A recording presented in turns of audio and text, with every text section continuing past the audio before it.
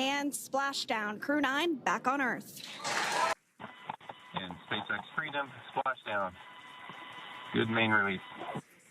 Copy, splashdown. Fast boats. We weren't kidding when we said they were fast. While it does take about 30 minutes for the main recovery vessel to make its way over to the capsule, these fast boats, initial safety checks to make sure that it is safe for the rest of the recovery team to బయటకు తీసుకురావడానికి ఇంకొంచెం సమయం మాత్రమే ఉంది. So ఇప్పటికే అక్కడికి crew మొత్తం చేరుకున్నారు.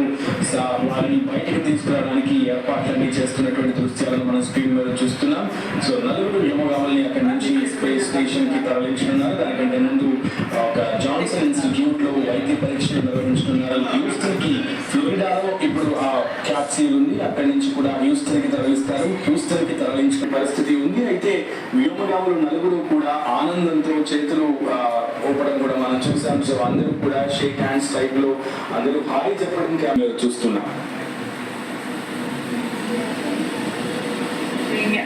That is NASA astronaut Nick Hague, commander of Crew 9, now out of Crew Dragon Freedom. Some smiles, thumbs up, and a wave. Can't get any better than that. Yeah, that is one happy camper, that's for sure. As we said before, it is standard procedure progressing from the spacecraft.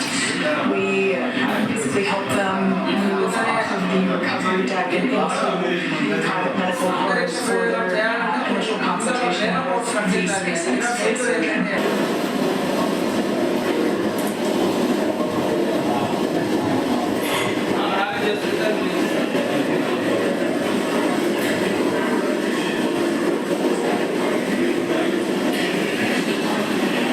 Alexander Gorbanov's first space flight.